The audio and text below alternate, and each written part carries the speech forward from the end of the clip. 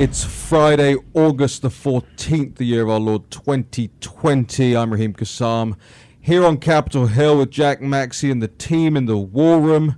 Episode 334 starts now on America's Voice, the John Fredericks Radio Network, G News and GTV, subtitling this in Mandarin and blowing it through the CCP's firewall. And of course, later on in the day, on Newsmax TV. I want to conclude here in this segment with our guest, J. Christian Adams, the president of the Public Interest Legal Foundation. Steve, why don't you take us away?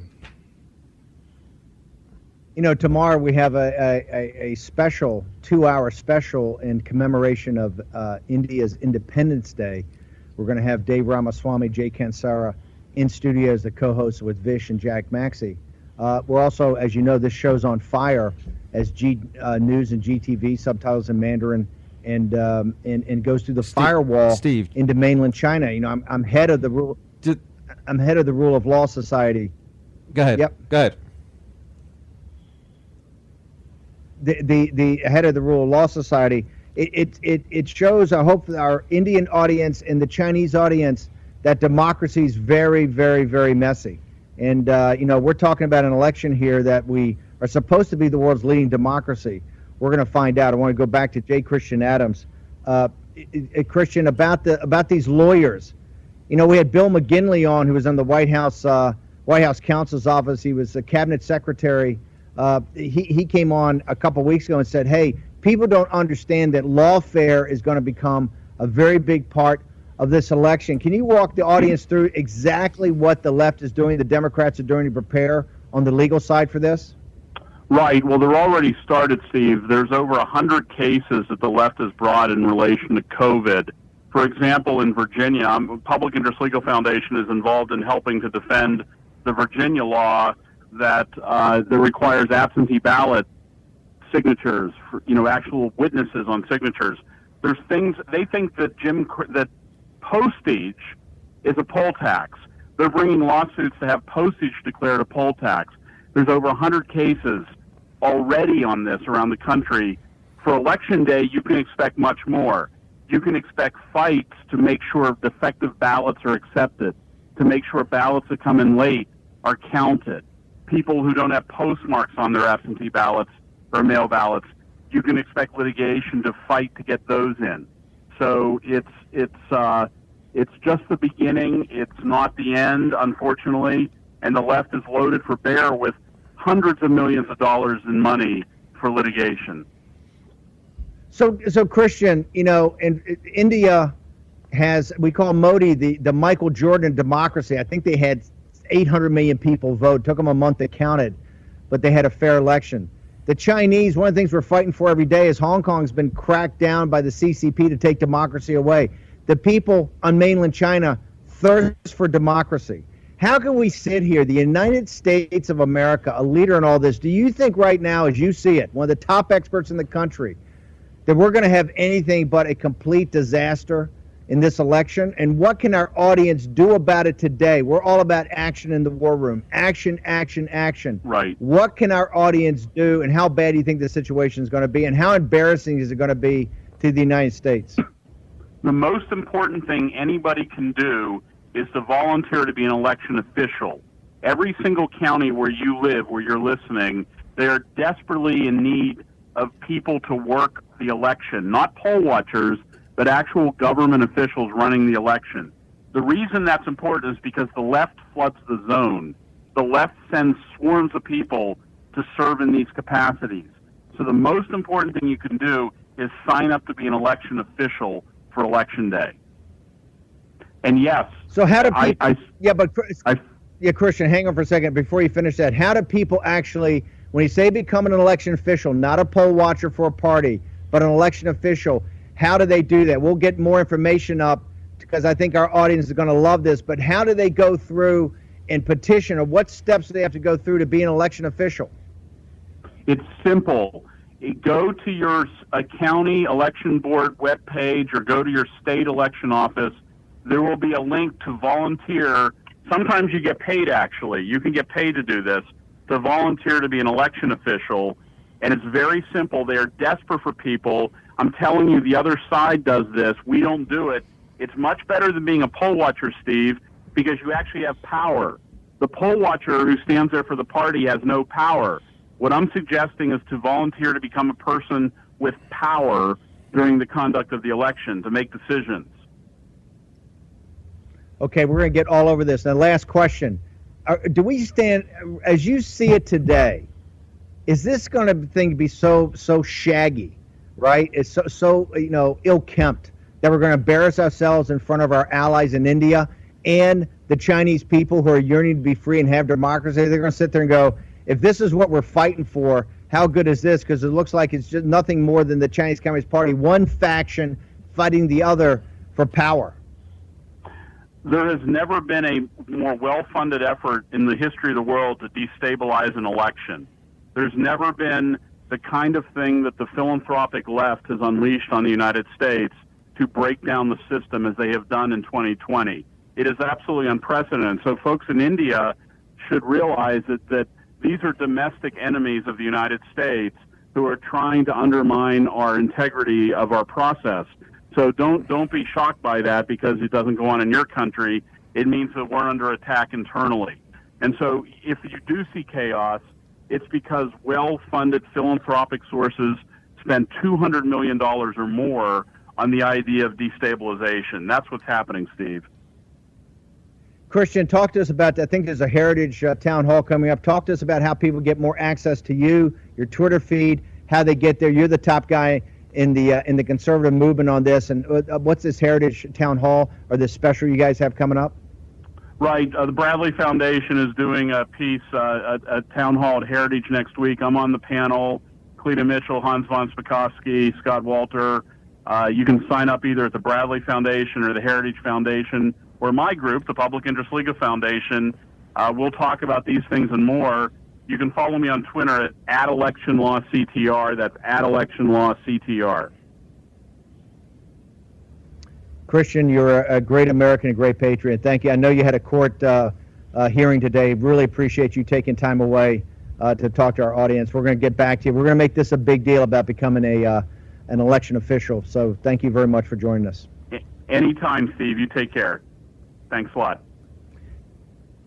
Raheem, yeah. Jack, you talk about enemies foreign and domestic. Let's go out to now. We've had an Embed in Portland. This amazing footage you're seeing is because we had an Embed out there who essentially is risking his life. If he was known to these Antifa anarchists, can we bring our Embed in? And I want to get a direct report of what's happening in Portland before the weekend. Steve, we absolutely can. We have our Embed on the line. Just before we do, I just wanted to bring the audience some breaking news here that's just shot across the wires. The president's brother, Robert Trump, is said to be very ill and hospitalized in New York. That's breaking news right now, and I believe the White House has just confirmed that the president is expected to visit his brother in hospital today. So that's the breaking news that I was trying to just squeeze in before on that. Steve, let's bring our Embed in now to the show, and we'll keep an eye on the breaking news for all you guys out there. Okay, welcome to the show, Mr. Embed. Just tell us a little bit about, firstly, where you've been, how long you've been there, and perhaps some of the details that may escape people who don't get to deal with this stuff live and in person. Then we'll throw it over to Steve and Jack for more questions. Hey, Raheem. Hey, Steve. I got here about a week ago, and I drove in from out of state. I'm not going to say which state. I'm going to say Colorado because I'm using my own vehicle. And the license plate can be doxed. But I am seeing total chaos and anarchy here brought on by Antifa. Typically, what's going on is they will put out a call to meet at a park near a police precinct or a police association building, and Antifa will come out and meet some BLM, and after they meet up, they will start marching towards a precinct and then engage in criminal activity and begin blocking off streets with barricades, lighting fires, breaking cameras off the precinct buildings, taunting the police. And once the police actually come out, The police, when I first got here, were pretty lax. They didn't chase them around a lot until things escalated very seriously, and like commercial grade fireworks were being thrown, officers were being injured, and then the police would move in and basically chase Antifa around into residential neighborhoods, and tear gas will be deployed, rubber bullets, etc. And then Antifa will typically maneuver around through the streets and try and find back ways back to the precinct to cause more chaos and destruction. Sounds like a pretty violent version of Keystone Cops. Go ahead, Steve. Embed, hang on for a second. Let me ask you a question. Should people take this seriously? Is this a bunch of college kids and a bunch of young men who are just unemployed, or is this you're in the middle of this? So is this serious? Right. Is this an insurrection, or is this a bunch of flakes, a bunch of snowflakes just out having a good time? Why is it serious, and why should anybody give a damn? Yeah, this is definitely serious, and insurrection. These people believe very much in anarchy, and they're actually well educated in this ideology that the system should be overthrown. There should be no police. There should be no prisons. There should be leaderless government, like no government. But as we saw in Seattle's CHOP, when there's no police, they had to make their own police force up. And so they want their form of government, which is they'd be in control. But they're very serious, and go ahead. Do you believe, now this is the second or third time you've been out there in Embed, do you believe this is serious enough, and these people are serious enough? Are they getting outside financing? Are they getting outside coordination? Should they be designated a terrorist group, in your opinion? Yes, they are definitely getting outside funding. I believe they have over $1 million right now for bail funds, etc. Even though the DA just recently said he's not going to charge them for any crimes. And yes, they should be designated a terrorist organization, a domestic terrorist organization. No one else would get away with this. And they are purposefully trying to change our way of life through violence. And that's the key.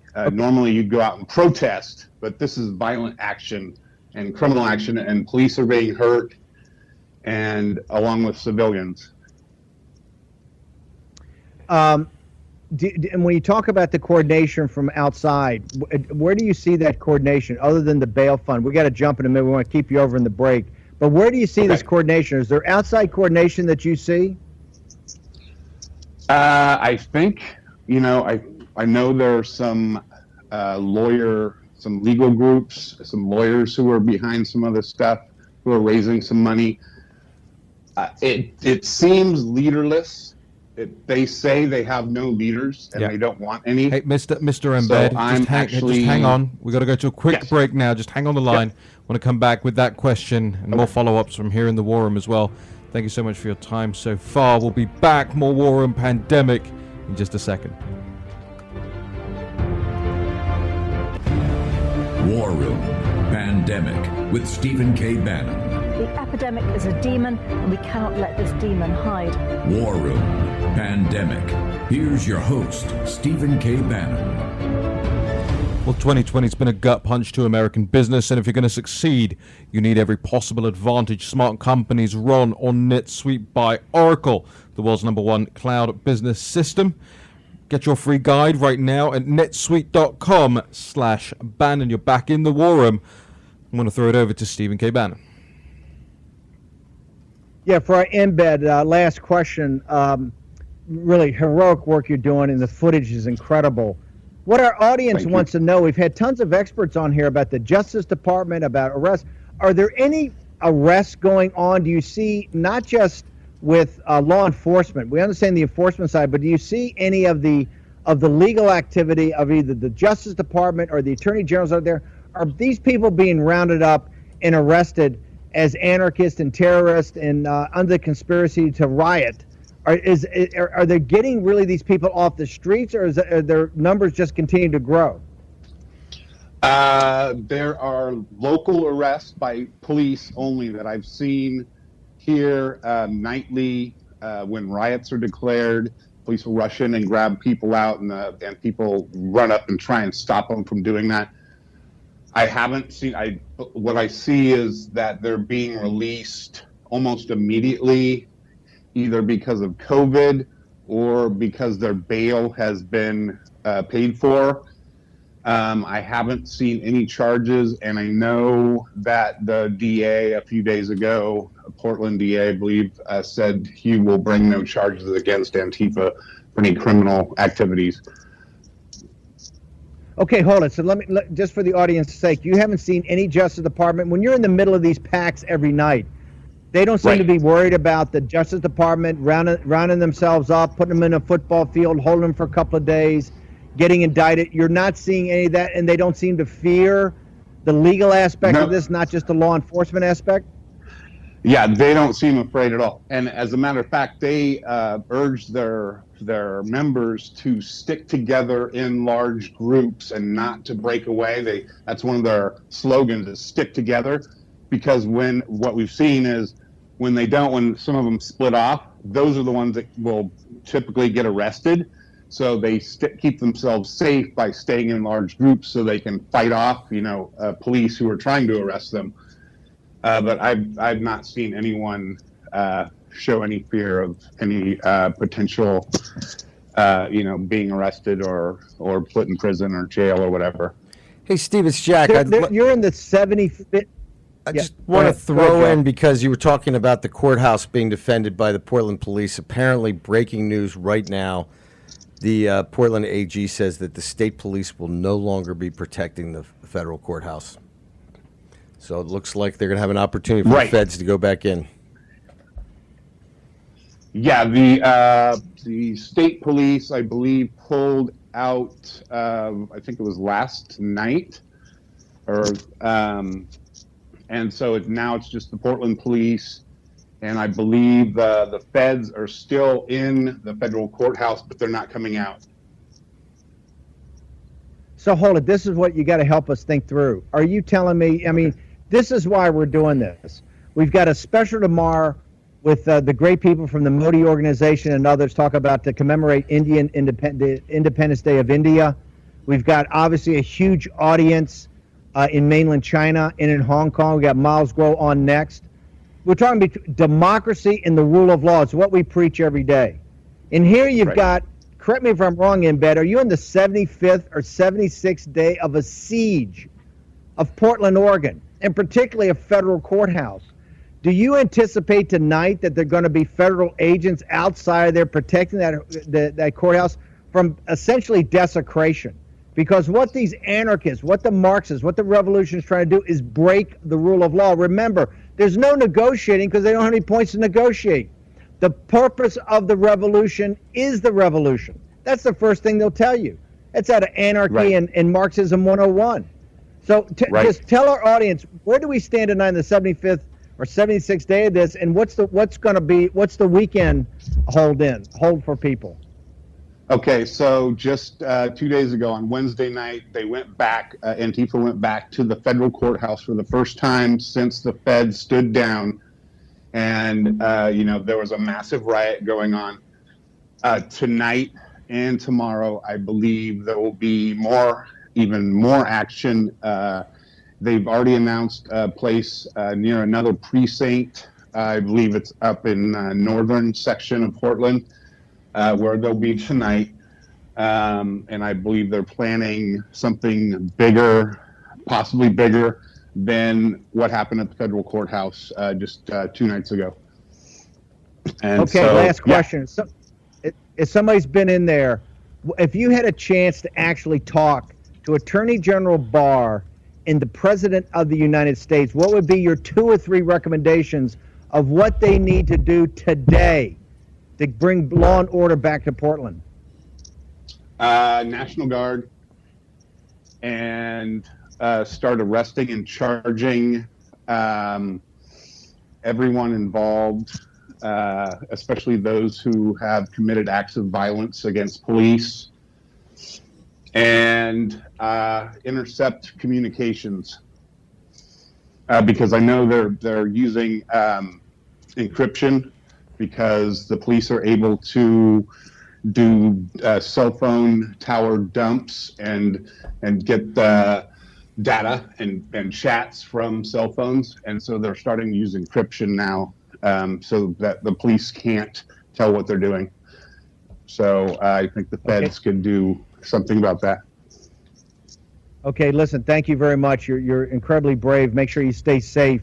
We look for your further reports on Monday's show. I'm sure this weekend is going to be chaotic now the state police have essentially told the world that they're backing off of this situation. It's incumbent upon the president to step up here with the Department of Homeland Security and the Attorney General's office. I want to thank you very much for joining us.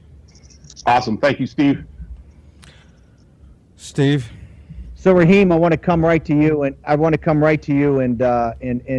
you know, look, I realize Attorney General Barr was on Hannity last night. I love the fact that Durham, I was a guy that was, unmasked or whatever.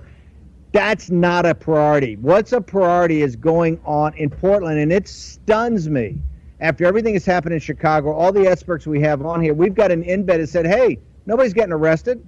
They're not rolling up anybody.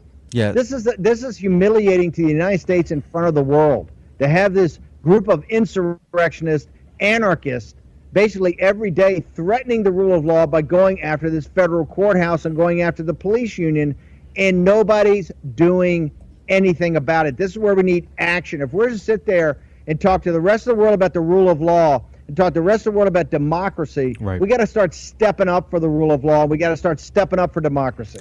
Steve, I couldn't agree more, and there's two things I wanted to mention on the back of this. Number one, the lack of action on this stuff in terms of prosecutions is emboldening other protesters all around the country. We saw similar scenes in the Adams-Morgan neighborhood of Washington, D.C. just last night again.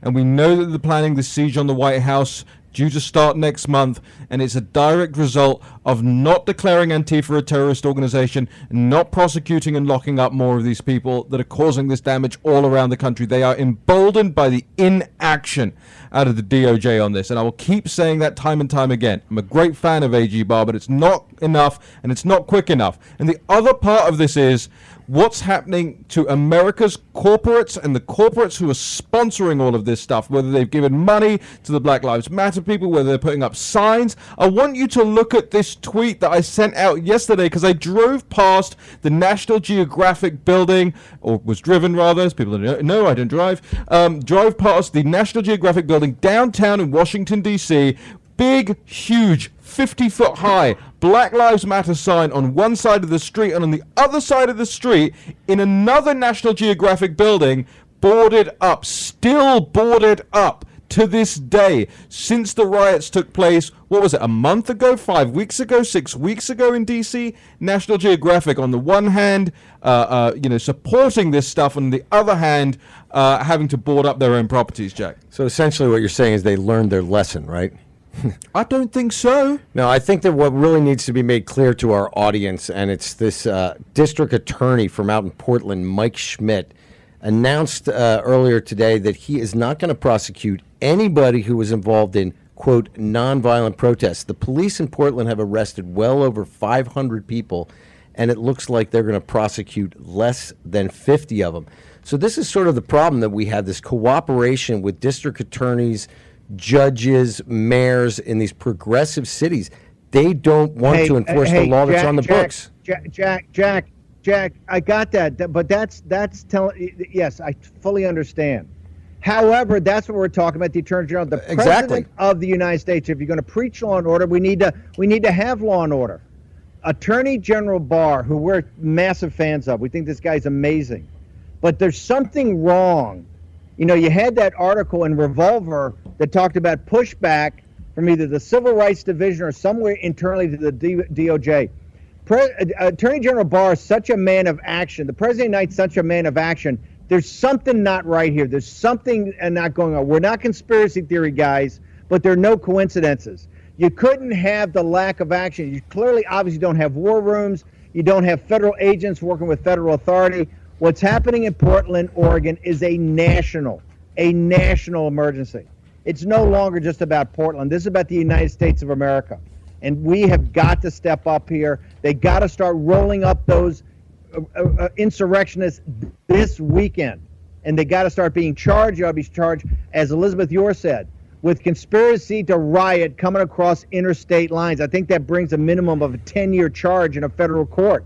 We need federal officers out there to take care of this. This is no longer, to me, the local DA, the local police department. Steve, we're gonna go, this is Steve, now, to me, international. That's right. We're going to go to a quick break here, and I agree, and I even think we should go further. These people have to pay for the damage that they've done. They're confiscating their property.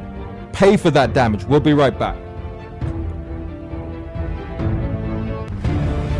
War Room Pandemic with Stephen K. Bannon. The epidemic is a demon, and we cannot let this demon hide. War Room Pandemic. Here's your host, Stephen K. Bannon.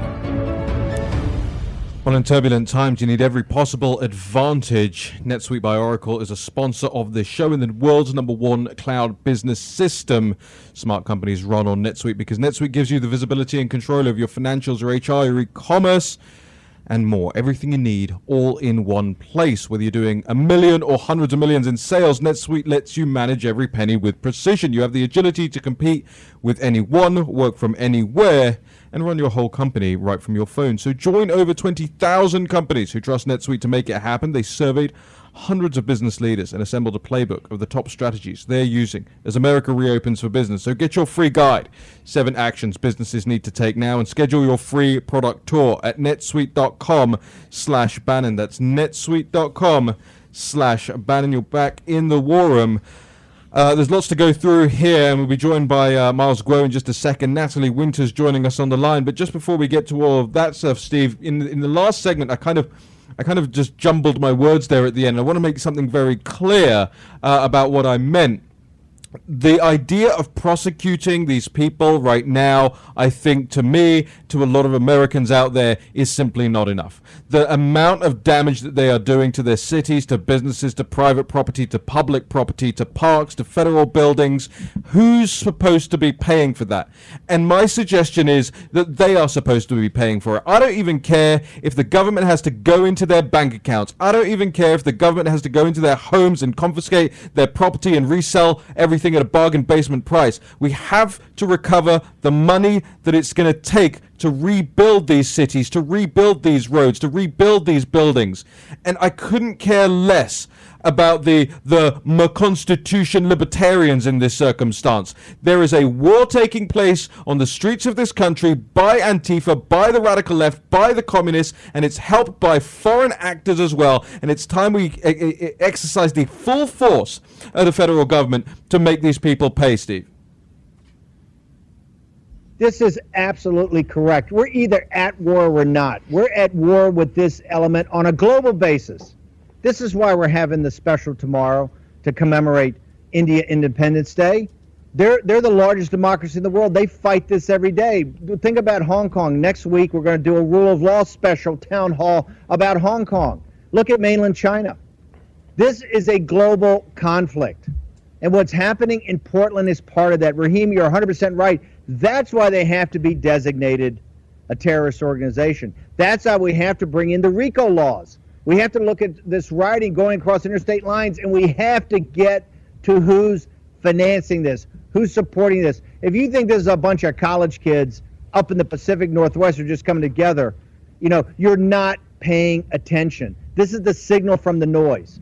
This insurrection is deep, and the mainstream media is not talking about how it's going from city to city. There's a huge riot the other night in Georgetown that was never really reported on. Mm-hmm. You talked about Adams Morgan last night, Richmond, Virginia. There's all types of places this is going on, and it's only going to spread until it's shut down. You can't reason with these people. This is not open for debate. This is anarchy. And what's happened in Portland is a national disgrace. and we will allow a federal courthouse, and we're supposed to be the biggest proponents of the rule of law, we will allow a federal courthouse to be desecrated every night. So it's time to take action. This has got to come from the White House. And there's something wrong at the Justice Department. To have this now on the 75th or 76th day, Jack, you just read the biggest tell we've got is the state police have said, hey, we've had enough. We've been here a couple of days. See ya. Wouldn't want to be ya.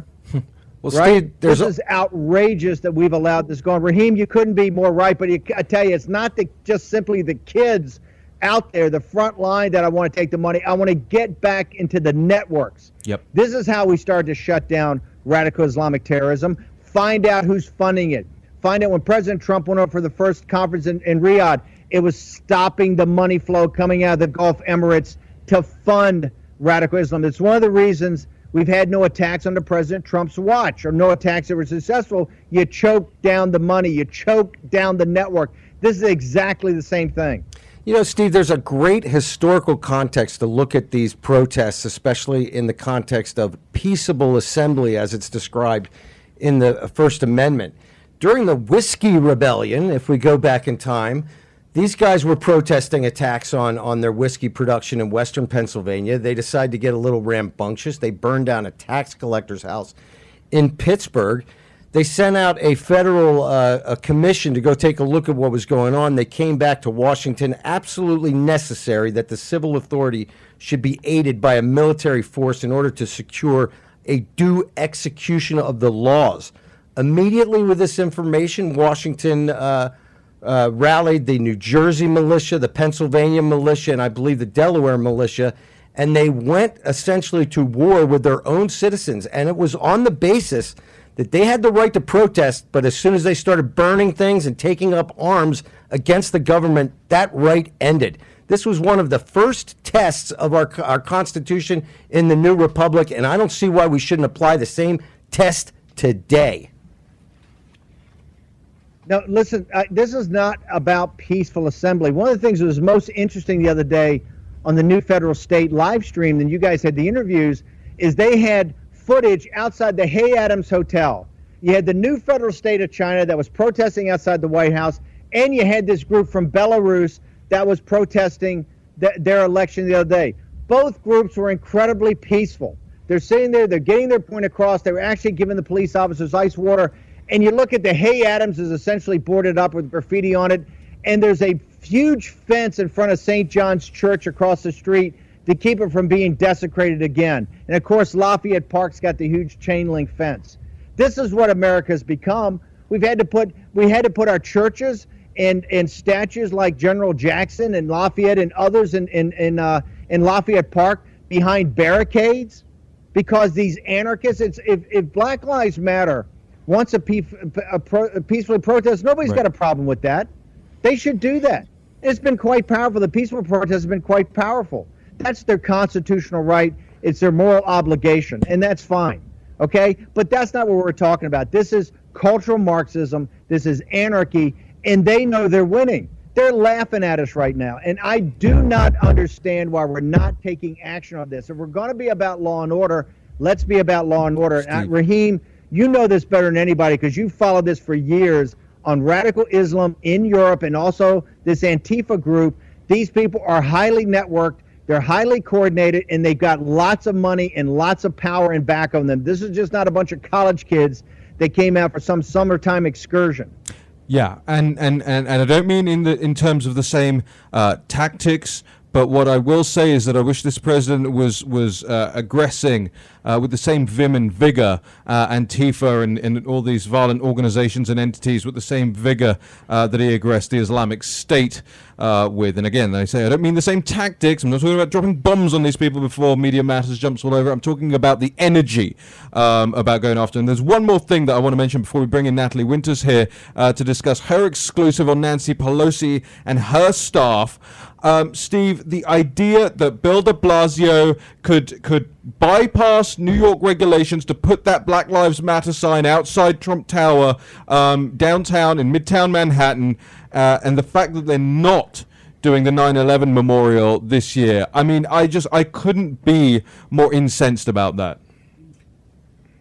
Okay, you got to explain to people what's happening. I think that news is just breaking. Explain to people what's happening on the day of 9/11. What De Blasio, allowing all these protests, all these marches, all this looting, all this, people were unmasked. Tell the audience what he's done for 9/11, for the commemoration of 9/11. Yeah, the National September the 11th Memorial and Museum actually put out a statement last night on this, saying the world's beloved twin beams of light regrettably will not shine over lower Manhattan as part of this year's tributes, and that's because effectively the city has dictated that it's not safe for them to put this together. They say that there are 40 to 50 people who have to work in close proximity with one another to make that light display occur every year, and they don't want to do it because it's therefore unsafe, because these people have to work in such close proximity for a number of weeks, and so they are cancelling the 9/11 commemorations in New York this year. Let's go. This is absolute another disgrace. Let's go to the great reporting on National Pulse. I'm going to start with the Chicago IDs, and then I want to go into Nancy Pelosi's staffer. But let's talk what's happening in Chicago. This story has been sent to me by so many people. Tell us, Natalie, what are you guys breaking on the National Pulse about this? Sure. Well, it's no secret that the Chinese Communist Party is keen on sowing division and chaos in the United States. And lately, there's been a string of illicit exports coming from China of materials like fake IDs, assault weapons parts, gun silencers, and more. And as you say, there's no coincidence in politics, so it's certainly interesting, perhaps calculated, that these imports have been ending up in big cities that have been hotbeds for the ongoing riots and unrest that you guys have been talking about. In just 6 months, over 20,000 fake IDs have been seized by Customs and Border Patrol in Chicago, which, again, with the election coming up, fake IDs can be used at the polls, even be used in human trafficking, like the Customs and Border Patrol report notes. In Detroit, a site that was selling illegal gun silencers was also scrubbed by CBP officials. And even on June 26th, there was a huge bust of nearly 11,000 assault weapons parts. And just 4 days later, in the same city in which these weapons were found, there was Wall Street Journal reporting of illegal firearms appearing in the same city, Louisville, Kentucky, around Black Lives Matter protests. And can we also not forget, Steve, quickly, about the seeds, the seeds that have been being mailed all over the U.S. as well? No, it's incredible. But Natalie, can you answer a question for the audience? When you talk about 20,000 IDs, how were they grabbed? How were they produced? How did they know they were fake? How did they actually come about them? Because 20,000 is a number that I think blows people away. Yes, well, like I said, it was over the course of 6 months, and it was actually officials at Chicago O'Hare International Airport, specifically, like I said, Customs and Border Patrol, as well as individuals at the International Mail Facility who sees them. So again, this has been nearly a half-year effort, but overall, Chicago is the point of access in which China, I believe they were coming from Beijing, but by which they like to infiltrate the United States with these fake IDs. Unbelievable. Raheem, you guys have another story on Nancy Pelosi and her staff, I think, also that boggles the imagination. Yeah, Natalie, we got about 80 seconds here, so just quickly run us through this exclusive. Top Pelosi staffer registered as foreign agent to lobby for Chinese state media outlet. But I thought Nancy Pelosi was China's #1 enemy, so she tells us. Yes, but the fact that there's a revolving door between her office and companies such as TikTok and China Central Television clearly indicate otherwise. Brendan Daly, who served as her communications director and spokesperson for nearly a decade, went on to serve as executive vice president at a lobbying and PR firm known as Ogilvy, and there he actually spearheaded the firm's contract with China Central Television, which the Foreign Agents Registration Act registration associated with this contract notes that this company is, quote, supervised, owned, directed, controlled, financed, and subsidized by the Chinese Communist Party. And Daly was actually tasked with launching this outlet's American operation. So he was their point person to bridge the divide between Chinese state propaganda and American televisions, and actually wanted to help CCTV convinced the American public that they were a, quote, compelling, comprehensive, and balanced news program. Natalie, we've got to go to a break, but we're very grateful for that breaking news. It's up on the National Pulse, the lead story at the moment, and he wasn't some tangential part of this group. He's the one in the emails that we've published. Go check it out. More War Room in just a second.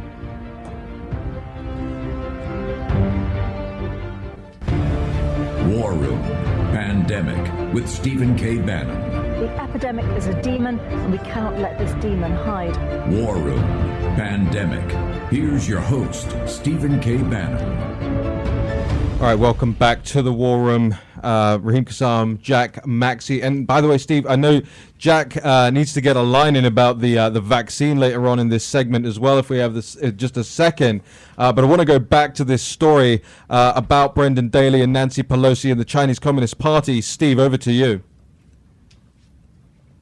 Yeah, listen, I think in Natalie's presentation, I know she's still on, but this is not like representing some TV company.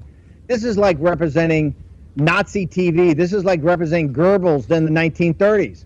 This is the principal propaganda arm. This is the BBC of the Chinese Communist Party.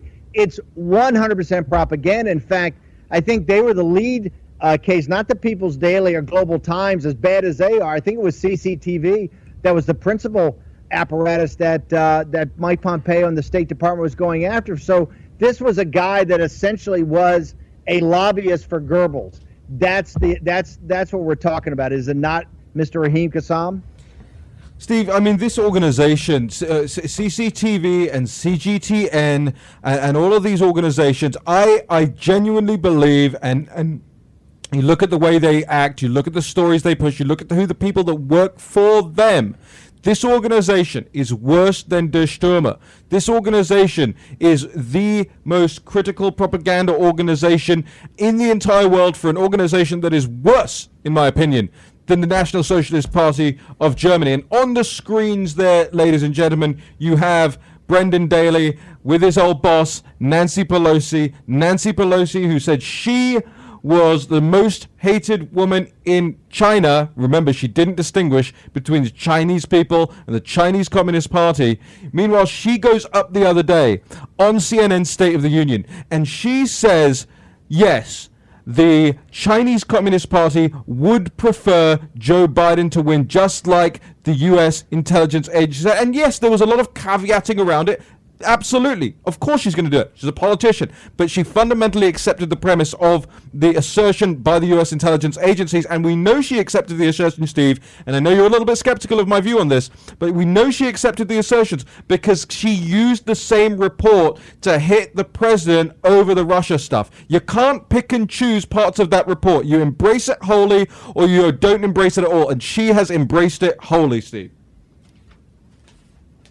Yeah, one last thing for the audience is a comms director is one of her most senior advisors, if not her most important, besides her chief of staff. Walk people through quickly, Raheem, how important a comms director is to somebody like Nancy Pelosi. In a lot of senses, Steve, the comms person with the campaign manager can be more powerful than the principal, more powerful than the candidate, more powerful than the politician themselves. They steer the conversation. They steer what parts of legislation you take part in. They steer what your interviews are based on. They steer your speeches and what your focal points are. So if anything, this tells us that it's not just Pelosi who's gone soft on the Chinese Communist Party in recent years, but it's her entire apparatus that's been around her that is sold out to the Chinese Communist Party, Steve. Okay, real quickly, I know we got to get Jack in. I want to thank Natalie for all her hard work. She's an amazing reporter. Jack, all this talk about a vaccine, all this talk about the worst winter we've got coming. You've got the Russians out there right now doing a quick vaccine. Tell us what exactly is going on. Well, here's something I want everybody to think about over the weekend. NPR came out with a poll this morning, and only 60% of Americans polled say they are going to take the vaccine. Now, this is without any argument as to the efficacy of the vaccine, and there are multiple different vaccines in process. But we have been told for decades that herd immunity will require, at a bare minimum, 70% immunity. Now, a few days ago, Dr. Fauci came out and said that he would be pleased if the new vaccine had a 50 to 60% effectiveness rate. And we're seeing this around the world. They're hopeful that some of them could be 70, 80%.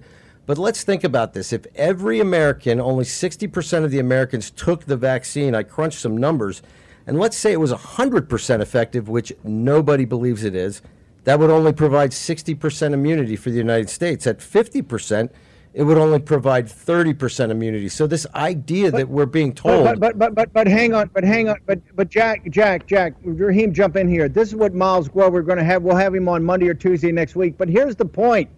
The professor out of Italy, Giuseppe Trito, lays out the fact that this virus came from Wuhan lab, as Miles and his team's been saying from day one. Therefore, it's already got 12 or 15 mutations. Only 5 will be covered. Only 5 will be covered by a vaccine. So your 60% is assuming it's all one thing. If you go to the reality, the vaccine's going to be what, at 15 or 20% max, with all this uncertainty about how quickly it is, how rigorously it's done.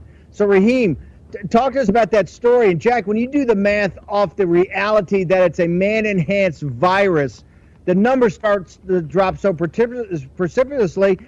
Trito says, you're never going to get a vaccine. You may get it for 3 or 5 strands until the CCP turns over the original genome sequence.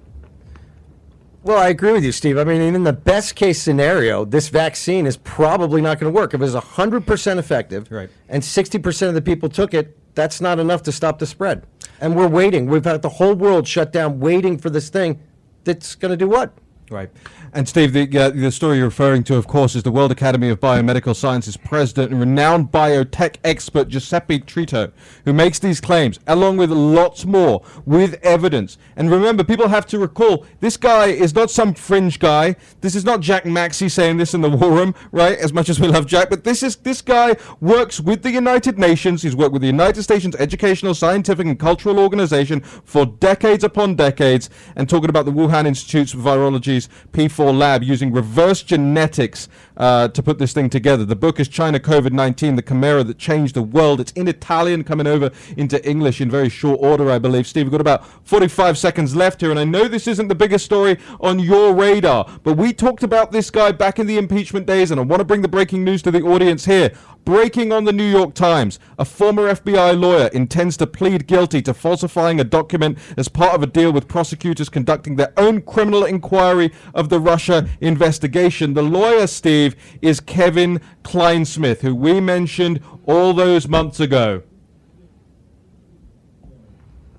Unbelievable. Chickens are coming home to roost. Look, we got the special on India Independence Day, and then Miles Groby joining us Monday or Tuesday next week to talk about the CCP virus that came from the lab in Wuhan. We'll see you tomorrow with the commemoration of India's Independence Day. From Jack Maxey, Raheem Kassam, Vishbora, producer Jack, producer Dan, the whole team here. Have a great Friday.